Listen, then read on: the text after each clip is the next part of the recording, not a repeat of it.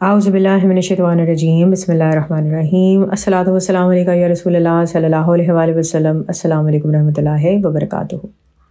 آج ہم غزوہ تبوک کے بارے میں بات کریں گے۔ مدینہ اور شام کے درمیان مدینہ سے کم از کم 14 منزل دور ایک مقام کا نام تبوک ہے۔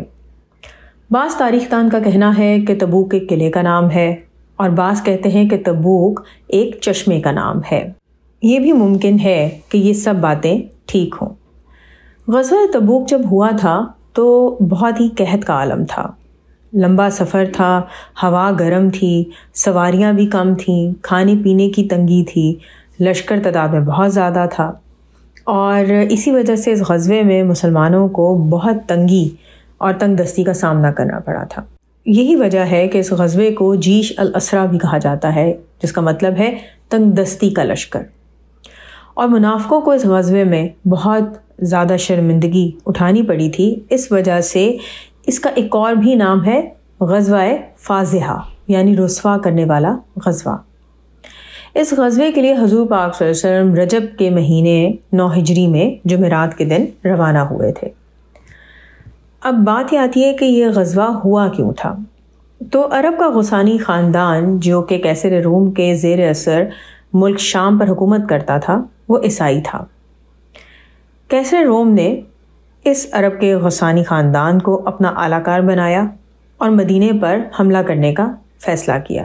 خدا کی قدرت کہ ملک شام کے جو سوداگر روغن زیتون بیچنے مدینہ آیا کرتے تھے، انہوں نے مدینہ میں یہ خبر پہنچا دی کہ کیسر روم کی حکومت نے ملک شام میں ایک بہت بڑی فوج جمع کی ہے۔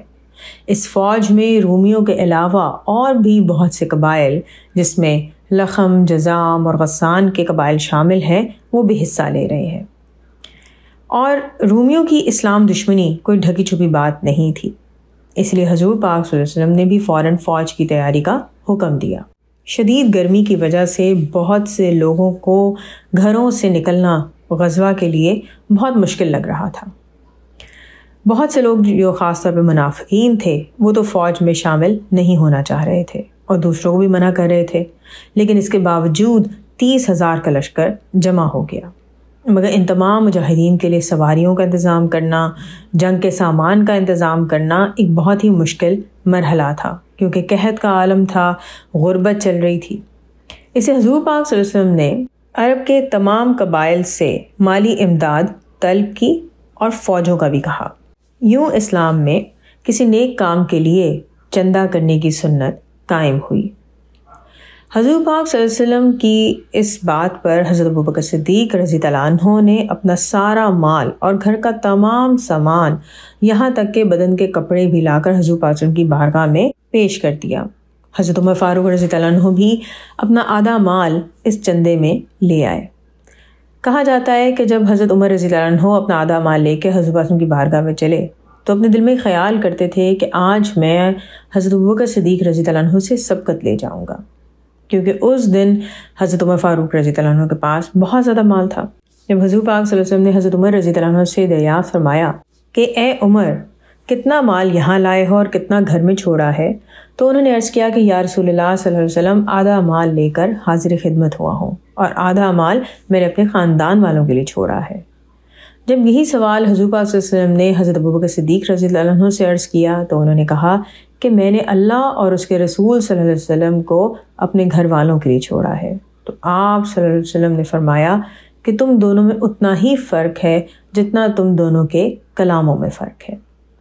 حضرت عثمان غنی رضی اللہ عنہ نے 1000 اونٹ اور 70 گھوڑے مجاہدین کی سواری کے لیے پیش کیے، اور اس کے ساتھ 1000 اشرفیاں بھی فوج کے خرچوں کے لیے لے کر آئے۔ حضور پاک صلی اللہ علیہ وسلم نے حضرت عثمان رضی اللہ عنہ کے لیے دعا کی کہ اے اللہ تو عثمان سے راضی ہو جا، کیونکہ میں اس سے خوش ہو گیا ہوں۔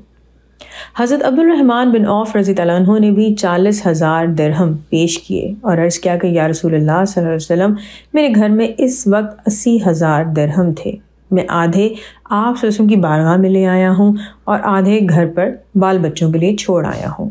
تو اس پہ آپ صلی اللہ علیہ وسلم نے ارشاد فرمایا کہ اللہ تعالیٰ اس میں بھی برکت دے جو تم لائے ہو، اور اس میں بھی برکت عطا فرمائے جو تم نے گھر پر رکھا ہے۔ اور یہ حضور وسلم کی دعا کا اثر ہی ہے کہ حضرت عبد الرحمن بن عوف رضی اللہ عنہ بہت زیادہ مالدار ہوئے۔ سب مہاجرین اور انصار نے اپنی اپنی حیثیت کے مطابق اس چندہ میں حصہ لیا۔ عورتوں نے اپنے زیورات اتار کر حضور وسلم کی بارگاہ میں پیش کیے۔ حضرت عاصم بن عدی انصاری رضی اللہ عنہ نے کئی من کھجوریں پیش کی۔ حضرت ابو عقیل انصاری رضی اللہ عنہ جو بہت ہی مفلس تھے، وہ 1 سا کھجور لے کر حضور کی خدمت میں حاضر ہوئے اور انہوں نے عرض کی کہ یا رسول اللہ صلی اللہ علیہ وسلم، میں نے دن بھر پانی بھر بھر کر مزدوری کی تو 2 سا کھجور کما پایا، اس میں سے 1 سا کھجور میں نے گھر والوں کے لیے چھوڑ دی اور 1 سا کھجور میں آپ حضور کی خدمت میں لے کر حاضر ہوا ہوں۔ حضور پاک صلی اللہ علیہ وسلم اس خلوص سے اس قدر متاثر ہوئے کہ آپ صلی اللہ علیہ وسلم نے ان کی لائی ہوئی کھجوروں کو تمام اموال کے اوپر رکھا۔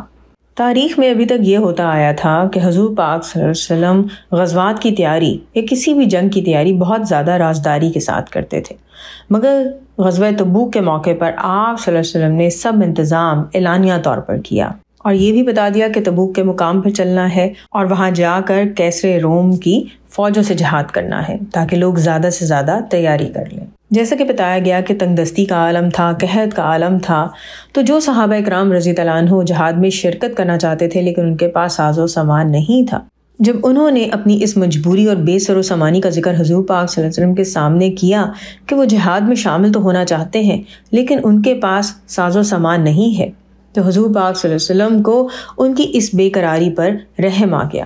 قرآن شریف میں اللہ تعالیٰ فرماتے ہیں، اور نہ ان لوگوں پر کچھ حرج ہے کہ وہ جب آپ صلی اللہ علیہ وسلم کے پاس آئے کہ ہم کو سواری دیجیے اور آپ صلی اللہ علیہ وسلم نے کہا کہ میرے پاس کوئی چیز نہیں جس پر تمہیں سوار کروں، تو وہ واپس گئے اور ان کی آنکھوں سے آنسو جاری تھے کہ افسوس ہمارے پاس خرچ نہیں ہے۔